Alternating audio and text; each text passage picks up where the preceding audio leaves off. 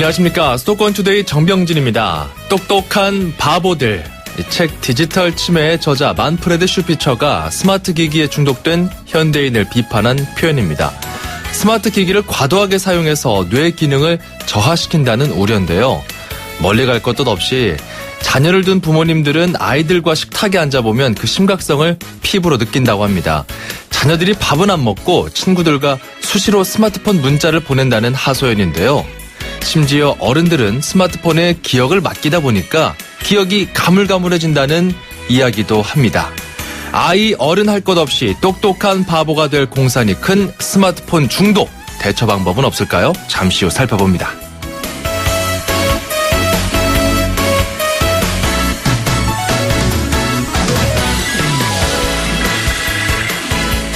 그나저나 저출산의 심각성도 이제 피부에 와닿을 때가 된 것 같습니다. 오늘 앵커가 주목한 수도권 소식은 2019년부터 경기도 내 고등학교 이하 학생 수가 감소할 거라는 분석인데요. 어제 경기도 교육청이 공개했습니다. 경기도의 유치원, 초중고, 특수 기타학교 학생 수는 올해 180만 1000명 수준인데 2018년까지 185만 3천 명으로 조금씩 증가하다가요. 2019년부터 181만 7천 명, 그리고 2020년 정도에는 179만 명까지 감소할 것으로 예측했습니다. 저출산에 따른 인구 절벽을 피하기 어려울 것으로 보인다는 분석입니다. 그래서 학생 배치와 학교 통폐합 같은 적정 규모의 학교 정책에 대한 재검토가 필요한 상황이군요. 자, 오늘 첫 곡은 잭슨5입니다. Never Can Say Goodbye고요. 수도권 투데이 출발합니다.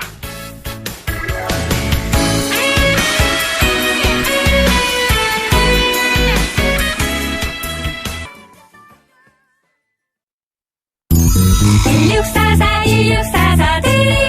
1644 퀵서비스 꽃배달도 1644 전국 꽃배달 배송비 포함 3단환 54,000원부터 렌탈 환 44,000원부터 1644 꽃배달 1644 대리운전 1644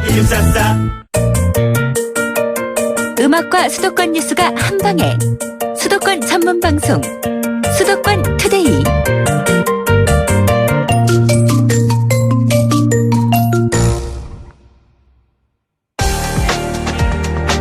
투데이 포커스.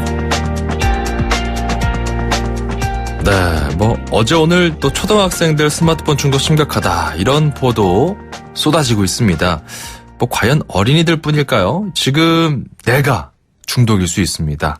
자, 이와 관련해서 한국정보화진흥원 서울 스마트 쉼센터의 선임 상담사를 전화로 연결해 보겠습니다.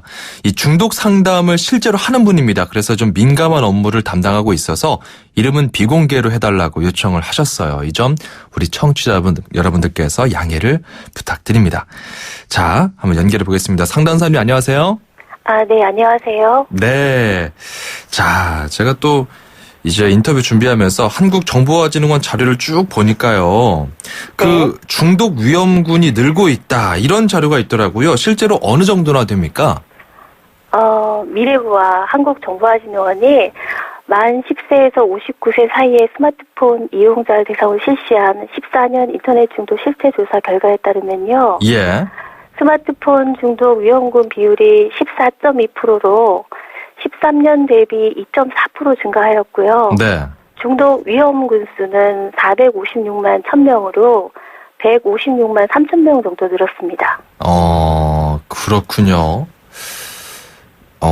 굉장히 많은 수준인 것 같은데, 근데 이게 좀 궁금한 게 중독 위험군이 뭐예요? 용어가? 중독 위험군이요? 예. 네, 갑자기 질문하시니까.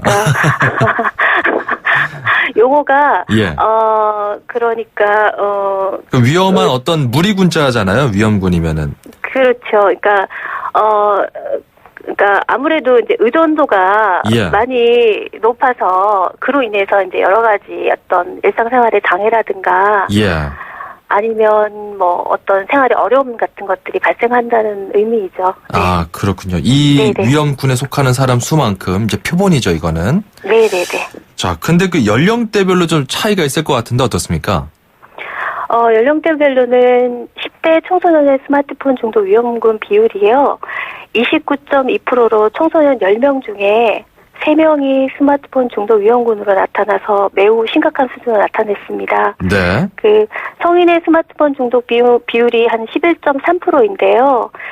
청소년은 성인보다 중독 위험군이 거의 3배가 많은 것이고요. 예. 그 성인 연령대별로 살펴보면 20대가 19.6%로 가장 많았고요.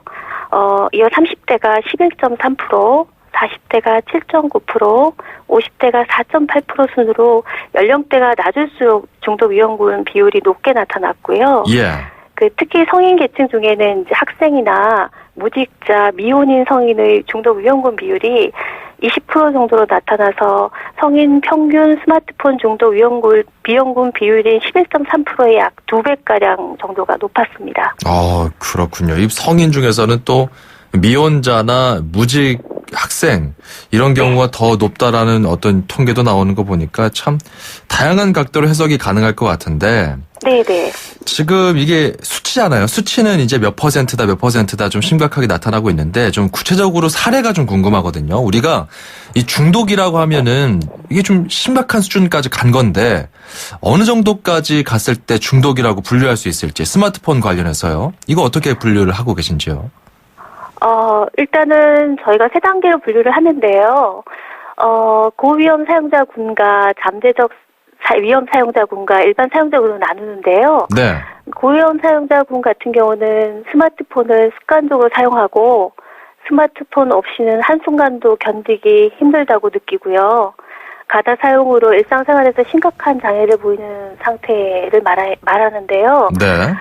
이럴 때는 관련 기관의 전문적인 지원과 도움이 필요합니다. 네. 잠재적 위험 사용자군은 고위험 사용자군에 비하면 경미하지만 필요 이상으로 스마트폰 사용 시간이 늘어나고 집착을 보이는 상태로 네. 스마트폰 가다 사용의 위험을 깨닫고 스스로 조절하고 계획 사용을 하도록 노력해야 합니다. 네. 또 일반 사용자군이라고 해서 또 안심할 일은 아닌 것 같아요. 그러니까 지속적으로 이제 자기 자신의 어떤 자기 자신의 사용 습관들을 점검하고 또 적절히 사용하도록 계속 지속적으로 노력하셔야 됩니다. 네, 저 같은 경우는 제 아내가 저보고 너무 그 스마트폰 중독 아니냐 이렇게 핀잔을 주기도 해요. 왜냐하면은 제가 네. 이 뉴스 기사 같은 것들을 계속 수시로 봐야 되니까 네, 스마트폰을 열어서 인터넷 검색을 자주 하거든요. 네. 그러니까 저 같은 경우는 뭐 고위험입니까? 아니면 잠재적 위험 사용자입니까? 근데 필요에 의한 스마트폰 사용에 대해서 네. 그거를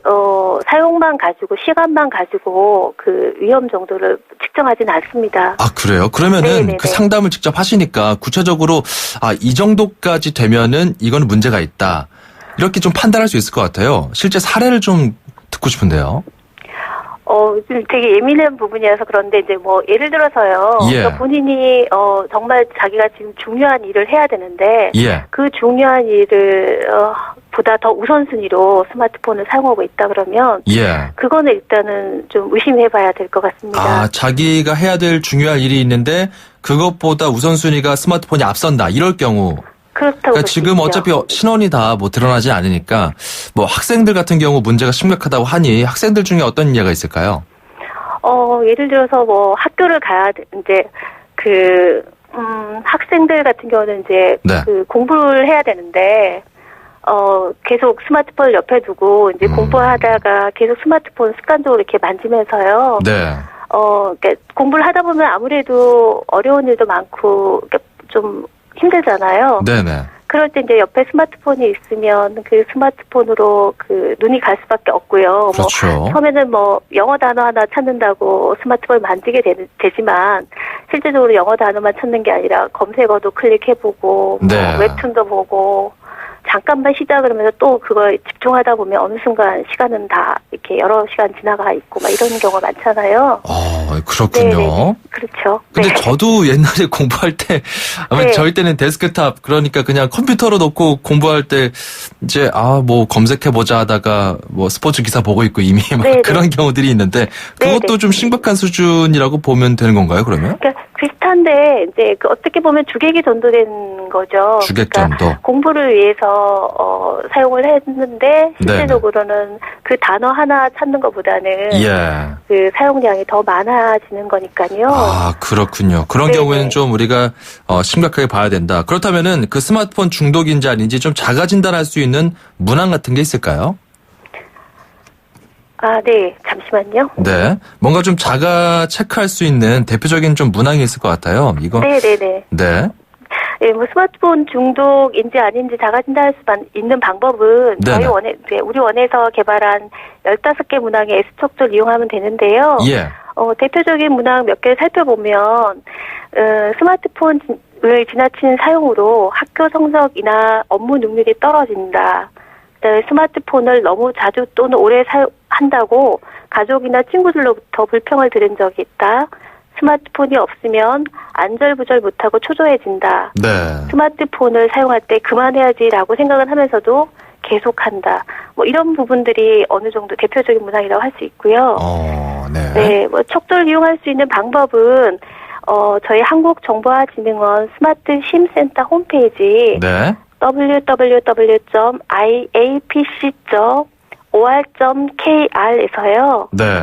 유아동, 청소년, 성인 대상별로 표준화된 스마트폰 가의존 척도가 온라인 검사 형태로 제공되고 있습니다. 그렇군요. 별도의 로그인 없이 익명으로 간단히 확인할 수 있으니까 뭐 이를 이용해 보시면 간단히 자신의 그 가의존 수준을 확인해 보실 수 있고요. 이렇게 확인해 보는 것은 어떻게 보면 스마트폰 가의존 예방에 많은 도움이 될 수 있습니다. 너무 의존하는 게 지금 문제이기 때문에 한번 알아보자. 스스로 좀 점검해 보자 이거군요. iapc.or.kr입니다. 이쪽 주소로 좀 알아보시면 좋을 것 같고. 근데 또 이게 스마트폰 중독이 정말 나쁜 거냐, 엄청 그렇게 뭔가 문제가 있는 거냐, 이런 어떤 이야기도 있어요. 그러니까 뭐 실제적으로 뇌 발달에 영향을 주는지 여부에 대해서도 좀 궁금하고, 뭐 정말 문제가 되는 이유는 뭐라고 보십니까? 뭐 그렇게 생각하는 분들도 더러 있는 것 같습니다. 근데 스마트폰 사용에 대해서 이제 어떻게 보면 자각 없이 그냥 일상생활에서 그냥 아무렇지도 않게 그 사용하다 보면요. 저도 경험하는 거였고, 뭐 일반적인 성인들도 많이 경험하는데, 뭐 이렇게 본인이 스마트폰에 의존되어 있음을 경험해요. 그리고 또 이런 일들이 이제 그냥 일상생활이 잘 이렇게 돌아갈 때, 적응적일 때는 별로 문제가 안 되는데, 은연중에 이제 일상생활 전반에 거쳐서 어떤 부정적인 영향을 초래하기도 하거든요. 그래서 이게 너무나 익숙한 나머지 사용할 수 없는 상황에서도, 그러니까 이게 스마트폰을 사용할 수 아까 문항에서 볼 수 있듯이. 뭐 불안해진다든지. 네네네, 그렇습니다. 네, 그런 것처럼 어떤 강박적인 집착을 보이고, 이로 인해서 사용하지 못할 경우에 불안이나 우울등, 불안정하고 부정적인 정서경험을 많이 하게 되고요. 또 보통 이런 경우는 뭐 대인 관계라든가 이런 것들이 이제 어렵잖아요. 아무래도요. 오프라인 관계에서는요. 그러니까 온라인 관계에서 이제 SNS 기반의 어떤 의사소통을 주로 많이 하게 되거든요. 그러다 보니까 좀 실질적으로 만났을 때는 좀 쭈뼛쭈뼛거리기도 하고 제대로 좀 소통하는 것도 좀 떨어진다. 어떤 이런 이야기군요. 네네, 그렇죠. 알겠습니다. 그러면 이게 이제 사실 이 새로운 기계가 나오면서 거기에 중독되는 거잖아요. 기술이 발달해서 앞으로 또 다른 기계가 나오면은 또 무슨 중독, 또 무슨 중독이 나올 텐데, 이럴 때마다 또 거기에 대처하는 거는 비효율적인 것 같고, 우리가 좀 스마트 기기를 대하는 가치, 철학, 이런 것도 좀 정립해야 될 것 같은데, 끝으로 좀 예방할 수 있는 어떤 그런 방법들 뭐가 있을까요? 일단은 저희가 항상 하는 건데, 저희 스스로가 자신의 어떤 기기든 모든 기기든 스마트폰이든 뭐든 간에 기기에 대해서 자기가 어떻게 사용하고 있는지 자기 생활 습관을 점검하는 게 중요해요. 그래서 주로 언제 이것을 사용하고 어떤 내용으로 사용하고 또 이게 나한테 어떤 의미인가를 조금 살펴볼 필요가 있어요. 그래서 이런 습관들이 일상생활에 어떻게 영향을 미치고 이런 것을 확인해 본다 그러면 좀 부정적인 것들을 미리 조금 예견해 볼 수 있지 않을까 싶고요. 이제 스마트폰을 예를 든다 그러면 이제 어플은 가급적이면 어플이 되게 다양하잖아요. 요즘은요. 그러니까 많은 어플들을 이렇게 다운받게 되면 아무래도 그 사용량이 더 많아지고 필요한 것만 받아라. 네네, 그렇습니다. 그리고 이제 스마트폰을 이제 우리가 이게 늘 들고 다니다 보니까 저희가 너무 익숙하게 저희 몸처럼 경험하는 일체감을 경험하거든요. 예. 그러니까 이거를 늘 들고 다닌다고 생각하지 말고 필요 없을 때 아니면 때로는 그 인위적으로라도 프리존을 네, 만들어서 이제 공부나 일에 방해되지 않도록 네, 그러니까 이건 굉장히 잘 사용하면 굉장히 좋은 도구잖아요. 그렇죠. 문명이 이기니까요. 네네네. 그런데 이제 저희가 이제 이거를 너무 그러니까 사용해서 잘못 사용해서 이런 경우가 많이 발생하니까 이런 부분에 대해서 이제 자가 점검을 계속 지속적으로 하는 것이 제일 좋고요. 알겠습니다. 예. 그리고 이제 스마트폰 가져온 상태가 의심되면은 테스트를 통해서 점검하고 도움이 필요하면 저희 스마트 심센터로 상담을 요청하시면 되는데요. 번호가 몇 번이에요? 저희가 1599-0075인데요. 전국에 18곳이 있으니까, 저희만 하는 것도 아니고 그러니까 도움이 필요하면 언제든 상담 신청하시면 좋겠고요. 알겠습니다. 네네네. 여기까지 듣도록 하죠. 1599-0075번 스마트 쉼센터도 있으니까 도움받으실 분들 전화로 한번 문의해 보시는 것도 좋겠다. 이렇게 정리할 수 있겠습니다. 자, 일단 내가 이 스마트폰을 왜 사용하고 있는지 이런 것들을 좀 인지하면서 스스로 점검할 수 있도록 해보자.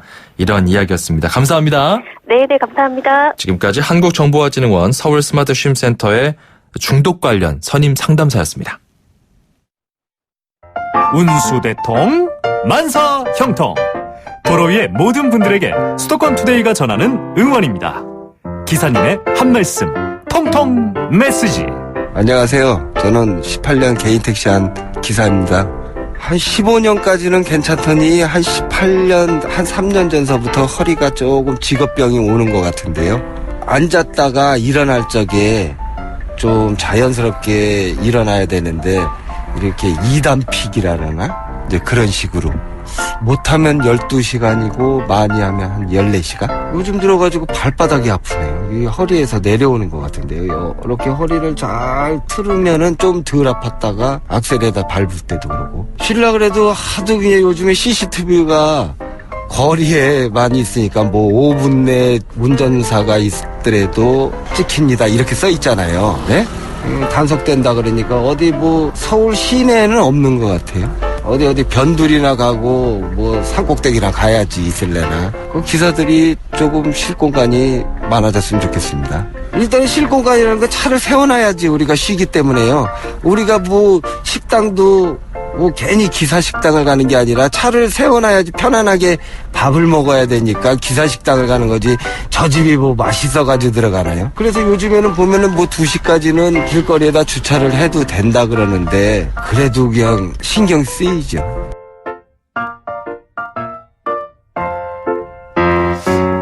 말씀 들어보니까 정말 그렇네요. 이게 고속도로를 타지 않는 이상 고속도로에는 그 곳곳에 졸음 쉼터가 있잖아요. 근데 시내에는 마땅히 쉴 곳이 없습니다.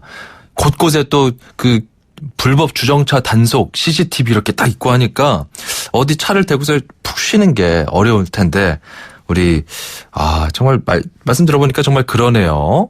지금 이야기 익명을 요청하신 택시 기사분의 이야기였습니다. 허리서부터 좀 발바닥까지 통증이 쭉 이어진다고 하는데 이 내용 좀 관계 당국이 들어봤으면 좋겠네요. 저희가 사연 주신 우리 기사님께는 선물을 따로 보내드리겠습니다.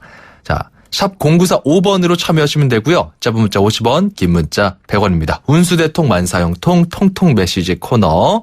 자, 선물들 이런 것들 준비되어 있습니다. 세상에서 가장 귀한 차를 위한 카업에서 10만 원 상당의 광택용품 7종 세트, 참쉬운 중국어 문정아 중국어에서 10만 원 상당 온라인 수강권입니다. 자, 돌리 파튼의 Release Me 1부 끝곡이고요. 잠시 후 돌아올게요. 아시아 3대 보트쇼 2016 경기국제보트쇼가 5월 19일부터 22일까지 그 성대한 막을 올립니다. 올해는 고향 킨텍스와 김포 아라마리나에서 역대 최대 규모로 열리는데요. 해양 레저의 모든 것을 한눈에 확인할 수 있는 대한민국의 대표 해양 레저 산업 전시회입니다. 특히 올해에는 경기 해양 레저 기술인력 모집도 함께 진행됩니다. 경제의 신성장 동력, 해양 레저 산업의 위상을 경기국제보트쇼에서 느껴보시기 바랍니다. 자세한 정보는 검색창에 경기국제보트쇼를 검색하세요. 이 행사는 해양수산부와 경기도가 함께합니다. 문의전화 1670-8785. 2,500만 수도권 청취자를 위한 모든 소식이 한자리에 YTN 뉴스 FM 수도권 투데이. 수도권 투데이 2부입니다. 2분만 기다려주세요. 1644 1644 대리운전 1644 서비스 꽃배달도 1644 1644 전국 꽃배달 배송비 포함 3단 환 54,000원부터 렌탈 환 44,000원부터 1644 꽃배달 1644 대리운전 1644 1644 골목골목에 멋을 더하는 100년 넘은 유럽의 아파트들. 우린 언제까지 고풍스럽다고 부러워해야만 할까요? 좋은 집은 시간을 이겨야 한다. 시간을 이기는 아파트 금강 펜트리움 금강주택. 좋은 상품만 골라 글로벌 자산 배분하면서 관리도 받고 철세도 하고 싶다. 는 고객님, ISA 해외 주식 투자 전용 펀드까지 다양한 절세 방법이 미래에셋증권에 준비되어 있습니다. ISA 해외 주식 투자 전용 펀드 미래에셋증권으로 이사하라. 투자 손실에 유의하세요. 5월 롯데하이마트 전국 동시 세일. 신제품 가격이 해피. 무이자 카드 혜택이 또 해피. 자전거 경품이 200대나 되니까 라미란도 스마트한 선택. 하이마트 5월 5일부터 29일까지. 경품은 행사기간 매장 방문 고객 중 응모자 대상. 자세한 사항은 매장 문의. 또 속이 쓰리네. 속 쓰리면 카베진.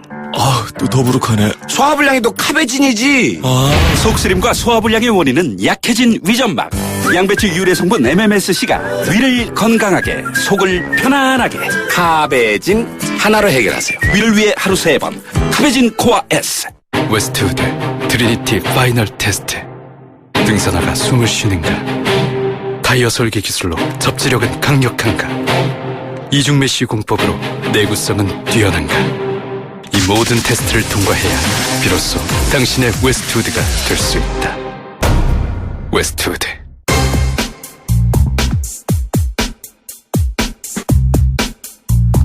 자, 수도권 사용 설명서입니다. 잡코리아 홍보팀의 변지성 팀장 연결해 보겠습니다. 안녕하십니까? 네, 안녕하세요. 요즘 그 자기 개발에 나서고 있는 직장인들이 많다고 하던데 어떻습니까? 네, 취업포털 잡코리아가 남녀 직장인 679명을 대상으로요. 현재 자기개발 현황에 대해서 조사를 진행했습니다. 네. 결과를 보면 현재 자기개발을 하고 있다라고 답한 직장인이 36.7%에 달했고요. 또 현재 하고 있지는 않지만 향후 자기개발을 계획하고 있다라는 직장인들도 55.5%나 됐습니다. 그래서 요즘에 샐러리맨 직장인들과 스튜던트 학생을 합쳐서 샐러던트족 네, 이런 맞습니다. 말도 나오잖아요. 네네. 이게 이제 통계적으로 입증이 되고 있는 건데 왜 이렇게 자기 개발에 열을 올리고 있는 겁니까? 네, 실제 이들 직장인들이 자기 개발을 하려는 이유 중에는요, 더 나은 직장으로 이직을 위해서란 이유가 45% 정도였고요. 예. 또 직무 관련 전문가가 되기 위해서 자기 개발을 한다는 응답도 37%로 가장 높았습니다. 특히 연령대별로 좀 차이가 있었는데요.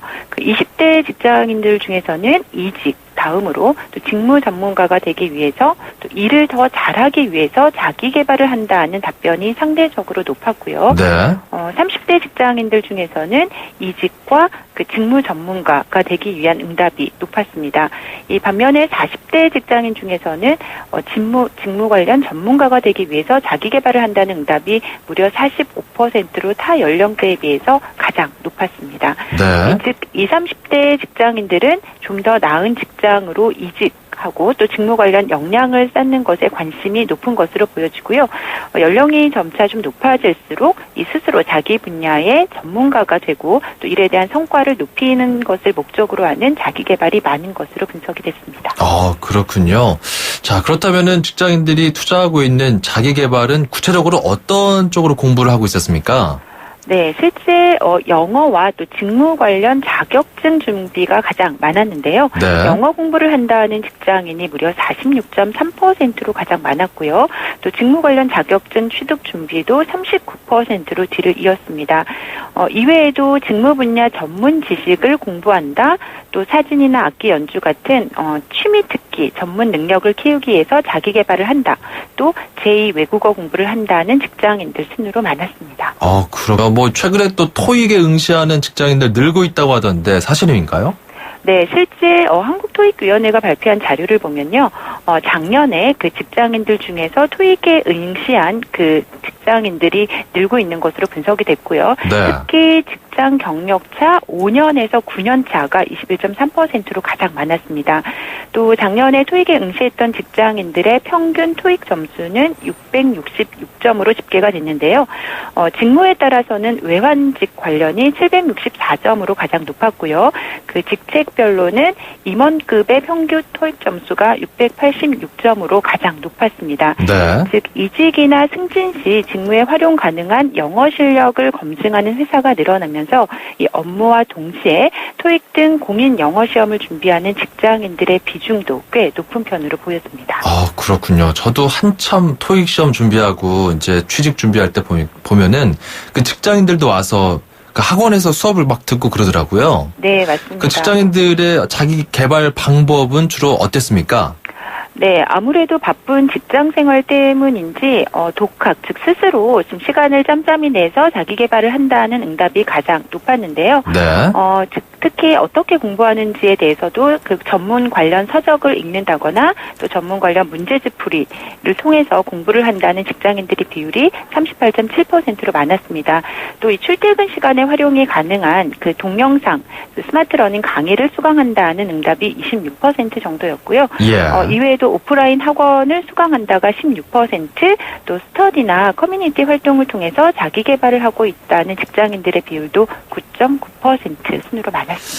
그렇군요. 뭐 20, 30대 같은 경우는 이직을 위해서 공부한다는 비중과 또 자기 개발, 그 무엇보다도 그 직무 역량을 강화하기 위해서 공부한다는 비중이 좀 비슷하게 나온 것 같아서 흥미로운 것 같군요. 자, 여기까지 듣도록 하겠습니다. 감사합니다. 네, 감사합니다. 지금까지 잡코리아 변지성 팀장과 함께 수도권 사용 설명서 들어봤습니다.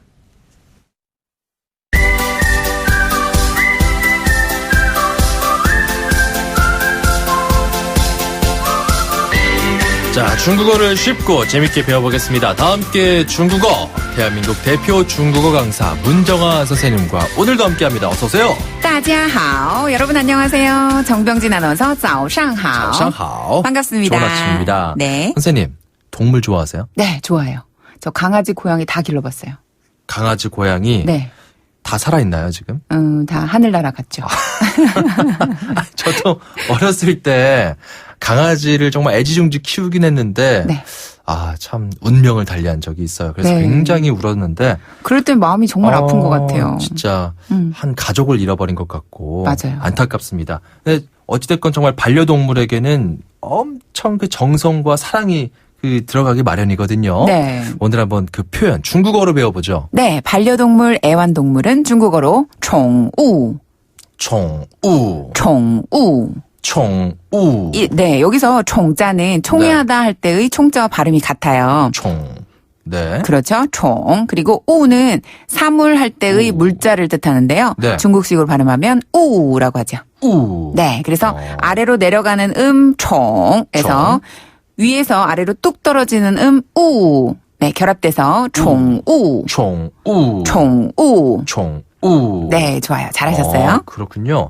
그러니까 총회하다로 외우면 좋을 것 같아요. 네, 총회. 맞아요. 비슷하니까요, 발음이. 총우. 총우. 그렇죠. 자, 그러면 반려동물, 그중에서 뭐 강아지와 고양이가 뭐 대표적이지 않겠습니까? 네, 우리 배웠었죠. 강아지는 고. 고. 고. 고. 고양이는 마오. 마오. 마오. 야옹. 야옹이랑 비슷한데 중국 고양이들은 미야오 이렇게 운다고 해요. 미야오. 한 번 더 미야오. 미야오. 네. 우리는 야옹 이러는데. 야옹 그쵸? 하듯이. 고양이는 마오. 그러면은 그 고양이를 기르다, 뭐 네. 반려동물 기르다 이럴 때 그 동사 표현은 뭡니까? 네, 동사 표현은요. 기를 양자를 써요. 우리가 양육하다 할 때의 양자를 써서 네. 양 총우. 양宠우. 양宠우. 양宠우. 라고 하면 애완동물을 기르다. 그리고 강아지를 기르다라고 하려면 네. 양고. 양고. 양고. 양고. 고양이를 기르다라고 하려면 양마오. 양마오. 양마오. 양마오. 네, 잘하셨어요. 네, 여기까지 배워보죠. 다음 이 시간에 다시 만나요. 네, 다음 시간에 뵐게요. 再见. 네, 4734번님, 중국어에는 또 사성이라는 게 있다면서요. 정말 기초도 한 번 더 알려주시면 안 될까요? 하셨는데, 저희 그 발음 따라 하시다 보면은, 마오?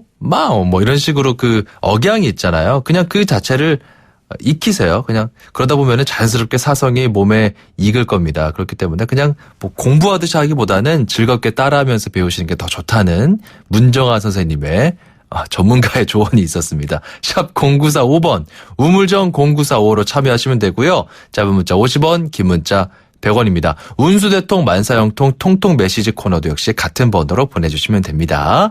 자, 트레인의 Hey Soul Sister 잠시 듣고 가죠. 출입처 기자들의 수첩을 살짝. 가장 빠른 수도권 소식을 전해드립니다. 여기는 출입처입니다. 자, 출입처 연결해서 보다 자세한 수도권 소식 살펴보겠습니다. 오늘은 서울시청입니다. 신웅진 기자 연결하죠. 신웅진 기자.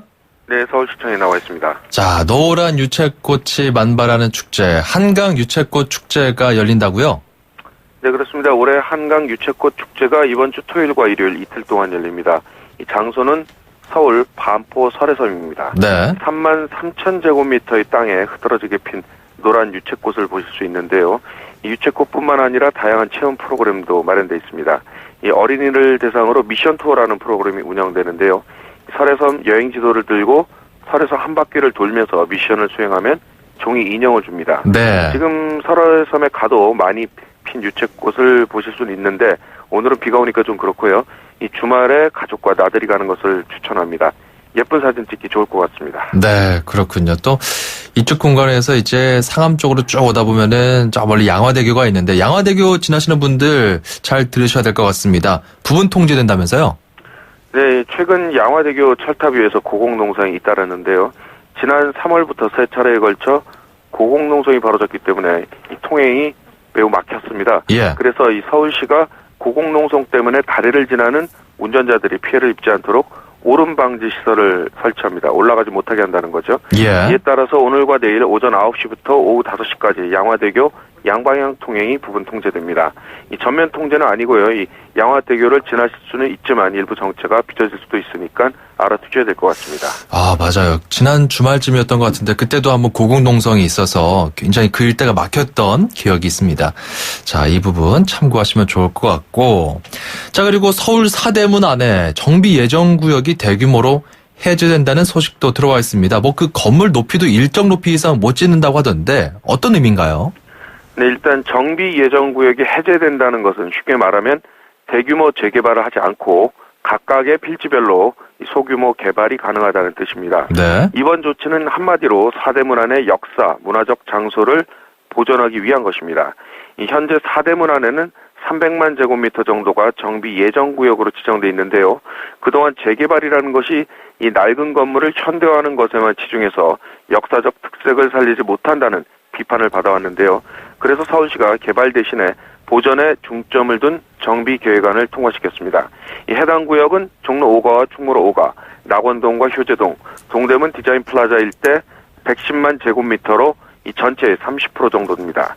이 정비 예정 구역이 해제되면서 이제 이곳은 전면 철거 뒤 대규모 개발이 아닌 개별 필지별로 부분 개발을 하게 되는 겁니다. 네. 서울시는 또 역사 문화적 경관을 해치지 않기 위해서 신축 건물의 높이를 90m 이하로 제한했습니다. 이 시민들의 반응은 엇갈렸는데요. 이 도심 속 문화 지역을 보존하게 돼서 환영한다는 사람들도 있고요. 이 도심 안에 낡은 지역이 많은데 이제 재개발 동력이 사라졌다며 우려하는 사람들도 있습니다. 또 필지별로 개발하게 되니까 오히려 일관성 없는 난개발을 불러온다는 의견도 있는데요. 이 서울시 이번 정책이 어떤 결과를 낳을지 지켜봐야 할 것 같습니다. 그렇군요. 뭐 찬반 측 입장 다 일리가 있습니다. 또 네. 그러면서 또 종로의 그 피맛골 같은 경우는 참 그 정비 예정 구역 아쉽다 이런 분들도 많았거든요. 네, 그렇죠. 과연 어떤 결과를 낳게 될지 계속 지켜봐야 될 것 같습니다. 오늘 말씀 감사합니다. 네, 수고하세요. 네, 지금까지 YTN 신흥진 기자였습니다.